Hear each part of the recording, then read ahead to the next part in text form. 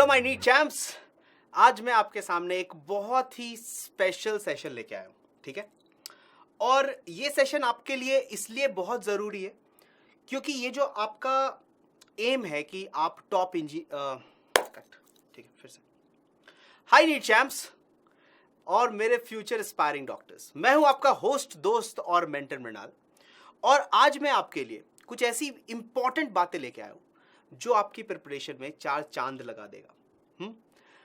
हम सब ये सोचते हैं कि हम अपने ड्रीम कॉलेज जाएंगे, हम जब डॉक्टर बनेंगे तो हम इंडिया के टॉप मोस्ट कॉलेज जाएंगे, राइट। लेकिन इसके लिए जो सबसे बड़ी अड़चन आने वाली है वो है आपका physics subject. Physics generally NEET के एस्पिरेंट्स को थोड़ा डिफिकल्ट लगता है क्योंकि वो थोड़ा कॉन्सेप्चुअल भी है और थोड़ा मैथमेटिकल भी है। तो अगर आप किसी भी पॉइंट पे चूक जाते हो तो गलती होने के चांसेस बहुत ज्यादा है। अब कुछ बच्चों को मैथ से डर लगता है, तो कुछ बच्चों को न्यूमेरिकल से डर लगता है, कुछ बच्चों को समझने में परेशानी आती है। समझ रहे हो बात? तो इतनी सारी प्रॉब्लम्स अगर हैं तो हमारी स्ट्रैटेजी क्या होनी चाहिए कि हम फिजिक्स में 170 प्लस श्योर शॉट कर सके। तो आज मैं कुछ पॉइंट्स को टच करूंगा। ये तो पक्की बात है कि एक बार में ही सब कुछ बताना भी पॉसिबल नहीं है और आपके लिए एक बार में ही सब कुछ कर जाना भी पॉसिबल नहीं है। तो आज मैं बिल्कुल उन बच्चों के लिए ये बात बोल रहा हूं जो आज से भी अपनी तैयारी अगर शुरू करें तो भी इतने नंबर ले आ पाएंगे, ठीक है। इस बीच मैं आपको यह भी बता दूं कि जो सीरियस एस्पिरेंट है नीट 2023 के, उनके लिए एक बहुत ही इंपॉर्टेंट अनाउंसमेंट भी है कि जो नीट स्कॉलर कोर्स है जिसमें कि आपको आकाश के फैकल्टीज लाइव आके पढ़ाने वाले हैं, वीक में 10 सेशंस आपके क्लास होंगे। टोटल 10 लाइव सेशंस आपको पर वीक मिलेंगे। हर वीक आपके 10 लाइव सेशंस होंगे, यानी कि आपको 2 क्लासेस पर डे मिलेंगी। और इतना ही नहीं, आपको एसडी कार्ड, बुक्स और मेंटर सपोर्ट भी मिलने वाला है। तो जितने भी सीरियस एस्पिरेंट हैं जिनको नीट 2023 में अपीयर होना है, उनके लिए बहुत ही अच्छी चांस है कि वहां जाकर के अपने जो स्किल्स हैं उसे और भी शार्पन कर सकते हैं। एक बात और बता दूं कि जितनी भी चीजें हमारे YouTube चैनल पे चल रही है वो सब की सब सारी रिसोर्सेज एक जगह आपको कहां मिलने वाली है? वो स्मार्ट प्लेलिस्ट में मिलने वाली है। अगली बात, अगर आपने अभी तक हमारे ऐप को नहीं एक्सप्लोर किया है, अगर आप नए बच्चे हो और अभी तक आपने आकाश बायजूस के ऐप को नहीं देखा है, तो एक बार आपको जरूर ट्राई करना चाहिए। आपके सामने जो QR कोड है उसे स्कैन करना है और आपको वो ऐप डाउनलोड करना है और देखना है कि कैसे बहुत ही मजेदार अमेजिंग एनिमेशंस के साथ कॉन्सेप्ट्स की क्लैरिटी और उसके डेप्थ को बहुत प्यार से बहुत ही अच्छे से टच किया गया है और उसे समझाने की कोशिश की गई है। अब जिन बच्चों ने अब तक हमारे चैनल को लाइक नहीं किया है, शेयर नहीं किया है और सब्सक्राइब नहीं किया है, तो वो ये सही वक्त है कि आप ये काम कर ले, इससे पहले कि हम आगे बढ़ते हैं। और अब इस इंपॉर्टेंट बात पे आते हैं, चलिए, कि कैसे हम 170 प्लस स्कोर करने की तैयारी या स्ट्रैटेजी बना सकते हैं। अगर आपके दिमाग में यह सवाल है बच्चों इस वक्त कि 170 प्लस लाया जा सकता है क्या? मैं एक एवरेज स्टूडेंट हूं, मैं बहुत ही हाई फाई स्टूडेंट नहीं हूं, मैं कोई टॉपर नहीं रहा हूं, मुझे नंबर्स भी एवरेज आते हैं, मेरे घर वाले भी मुझे एवरेज समझते हैं, मेरे टीचर्स भी मुझे एवरेज समझते हैं, मुझे खुद लगता है कि शायद मैं एवरेज हूं, मैं कुछ बहुत एक्स्ट्रा ऑर्डिनरी अभी नहीं कर रहा हूं। तो क्या मेरे में इतनी काबिलियत है कि आज मैं अपनी जर्नी को शुरू कर सकता हूं एक्स्ट्रा ऑर्डिनरी की तरफ? ऑर्डिनरी से एक्स्ट्रा ऑर्डिनरी बनने की जो टेक्निक है वो मैं आपसे शेयर करने वाला हूं। और जैसे आप एक्स्ट्रा ऑर्डिनरी बन जाएंगे तो आपके मार्क्स तो आ ही जाएंगे। यानी कि अगर मैं नीट में 170 प्लस टारगेट कर रहा हूं तो मेरी प्लानिंग कैसी होनी चाहिए, क्या करना है मुझे स्टार्ट कैसे करना चाहिए, इसकी बात मैं सबसे पहले करना चाहता हूं। तो देखो बच्चों, 2 तरह की आपकी प्रेप रहेगी, 2 तरह की प्रिपरेशन रहेगी। चाहे आप किसी ऑफलाइन सेंटर में जा रहे हो, चाहे आप स्कूल्स जा रहे हो, चाहे आप किसी टीचर से पढ़ रहे हो या किसी ऑनलाइन प्लेटफॉर्म पे हो, कहीं पे भी हो आप, ठीक है, जहां से भी आप अपनी तैयारी कर रहे हो। तो आपकी तैयारी के 2 मोड्स होंगे। मोस्टली मैं 99% स्टूडेंट्स की बात कर रहा हूं, वो 1% अलग ही होते हैं जो सेल्फ मोटिवेटेड होते हैं, जो अपने लेवल पे इतने मोटिवेटेड होते हैं कि जो सेल्फ स्टडी से भी इसे क्रैक कर सकते हैं, ठीक है। तो मैं एक जनरल स्टूडेंट की बात करूं, जैसे मैंने बोला था कि मैं बात शुरू कर रहा हूं एक आम बच्चे से, एक नॉर्मल बच्चे से, जैसा कि मैं था मेरे स्कूल के टाइम पे, ठीक है। अब उसके पास दो चीजें होंगी। एक तो वो किसी मेंटोर के साथ पढ़ेगा, यानी कि वो किसी टीचर से एसोसिएटेड होगा, किसी चैनल पे जाएगा और किसी चीज किसी कोर्स के साथ एनरोल्ड होगा और वो अपने टीचर अपने मेंटोर के साथ पढ़ेगा। ये वक्त बहुत इंपॉर्टेंट होता है क्योंकि आपको चाहिए एक ऐसा मेंटर, आपको चाहिए एक ऐसा रास्ता दिखाने वाला जो आपके लिए चीजों को आसान करे। आपसे क्वेश्चंस बनने चाहिए बच्चों। तो आपको ऐसे गुरु की खोज करनी है, ऐसे मेंटर की खोज करनी है जो आपको निखारे। आप समझ रहे हो मेरी बात? इससे फर्क नहीं पड़ता कि उस टीचर को कितना आता है, इससे फर्क पड़ता है कि वो टीचर हमें कितना सिखा जाता है। तो आपको एक ऐसे सही मार्गदर्शक या सही गुरु की बहुत सख्त जरूरत पड़ेगी इस रास्ते पे, क्योंकि अकेला ये रास्ता बहुत ही कठिन है। तो पहले आपको ऐसे एक टीचर की खोज करनी है जो आपके इन सभी प्रॉब्लम्स को समझे, जो आपके लेवल पर आकर के आपकी प्रॉब्लम्स को समझे, जो आपके पेशेंस लेवल को टेस्ट ना करते हुए बार बार एक चीज बताए जब तक कि आपको वो चीजें बिल्कुल क्लियर ना हो जाए।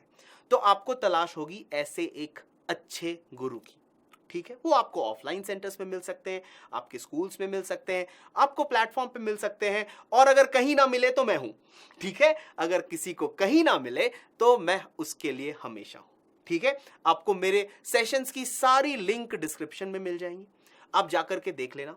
कोई भी लेक्चर, कोई भी टॉपिक जो कभी ना समझ में आया हो वो आप मेरे साथ आराम से समझ सकते हो।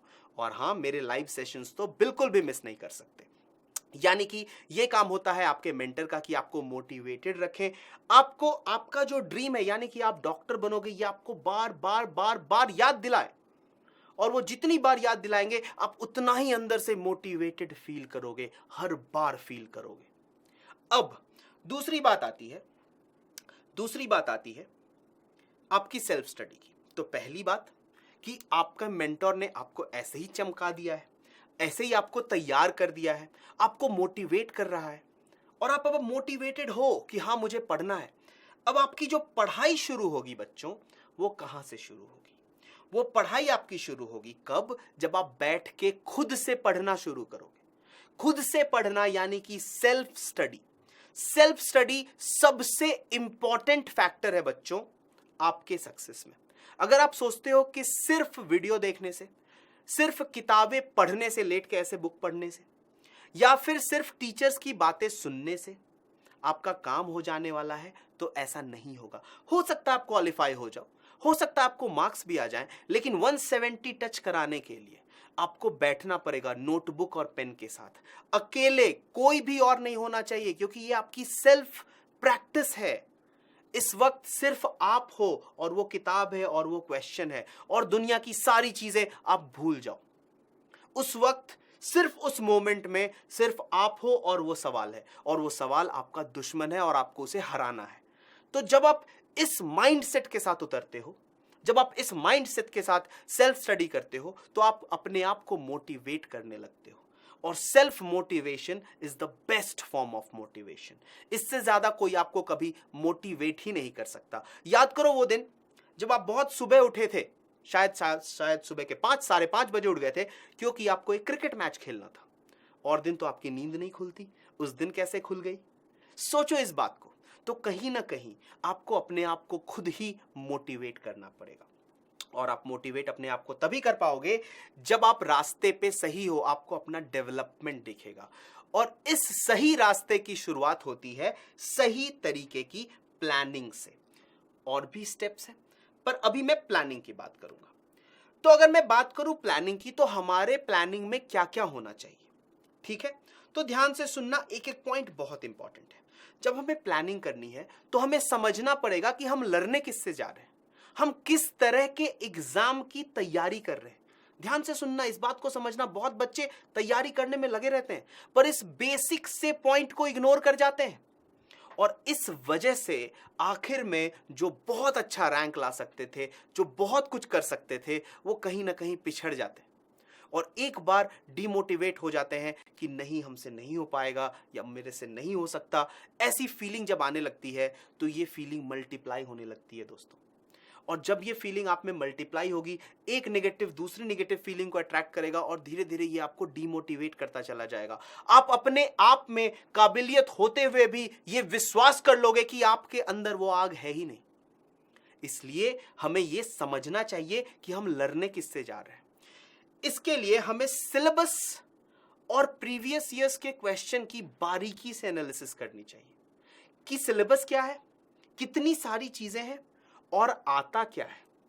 एक सिंपल सा 80-20 रूल बताता हूं बच्चों। कोई भी चैप्टर का 80% क्वेश्चंस उसके 20% इंपॉर्टेंट कॉन्सेप्ट से बनते हैं। तो अगर आप इन इंपॉर्टेंट कॉन्सेप्ट्स को एनालाइज कर पाओ, अब आपका सवाल होगा, सर हमें पता कैसे चलेगा कि इंपॉर्टेंट क्या है और क्या इंपॉर्टेंट नहीं है? तो इसका सीधा जवाब है प्रीवियस ईयर्स क्वेश्चन।